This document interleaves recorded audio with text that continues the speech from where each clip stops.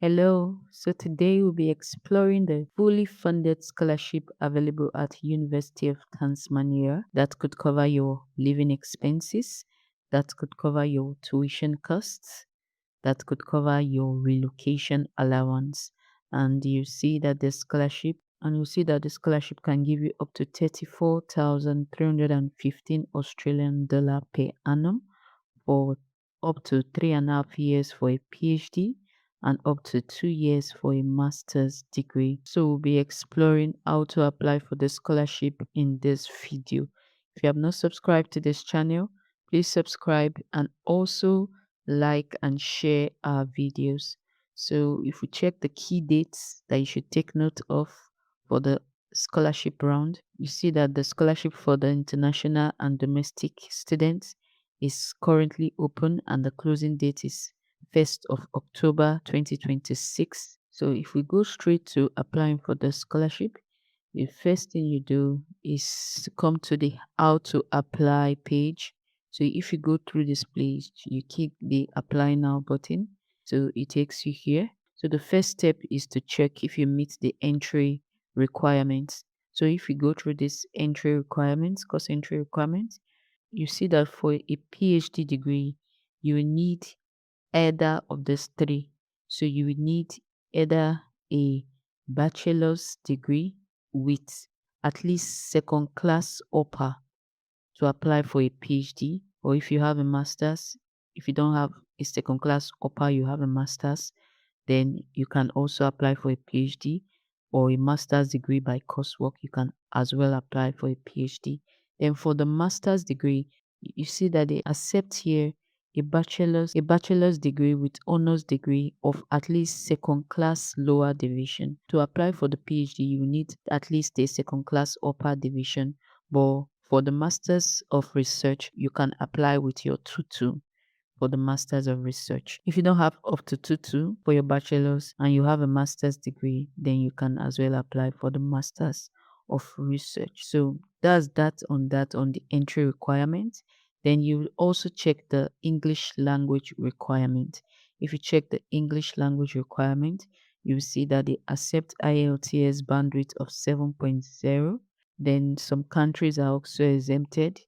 Then if your country is not among these countries that are exempted, they accept an English language requirement waiver if your previous degree was entirely taught in English. So that's what is stated here. So that's the minimum requirement for applying for the scholarship. So if you go through the minimum requirement and you're eligible, then the next step is to go straight back there to the application how to apply page. Then you would see that you need to check the scholarships. So I just showed us a scholarship. Then you review the list of available projects. So this is the next step you need to take to review the available projects. So if you go through the list of available projects, so you find the page here. So you will find a number of projects that are listed here that are funded. So some of them have their very different application deadlines. Some is 1st of August, some is later in October. So what you do first is to filter this based on your peculiarity. So if you're an international student, you click here international, then you click here based on your course of study. So for example, engineering, then when you go through that, you find the list of projects here. So I'll just take this project as an example. So if you go through this project, you find here the closing date. So the closing date for this project is actually 1st of October. So which is still away. So some project deadlines are earlier. So you just go through the project list and check. So you'll find here the supervisor in charge of the project, which you should send an email to. So you see here they discussed the funding for this project. Once you go through the page on how to apply the application process, so the eligibility is just like we discussed earlier. So once you go through the application process, you see that the first step is to contact the primary supervisor, which we just saw is contact earlier. So if you click this link, to take you to the primary supervisor. If it opens, you find this email address. You find this email address here. So you just make sure you copy the email address and send an email of your expression of interest in that particular project. So there's a way to send the email, and I've attached an email template in the description of this video. So just go through the link in the description of this video and you find this email template. So once you have contacted the supervisor based on your interest in this project, you should go straight to finding the supervisor. You can express your interest in this particular project supervisor or primary supervisor being your supervisor. You can as well tell him you want him to be your supervisor, or you can look for other supervisors. And the way to do that is to go straight back to the how to apply page. So if you go straight to the how to apply page, you just go down, you find somewhere here, inquire. You find a button here, inquire. So once you click that inquire button, it takes you here, contact us about research degrees. So you'd see this place here that says discover profiles. So once you click this button here, discover profiles, you find a list of supervisors. So you can filter this based on your discipline, your field of research. If you find here a field of research, you see a lot of field of research. If your option is not among these, just click here, show all 180 options. So if you click it, you see a lot of them. So I believe your discipline should be related to any of this. So once you have found your discipline, just filter it based on your discipline. So after filtering based on your discipline, or if the field of research is too much to find, you can filter based on the department.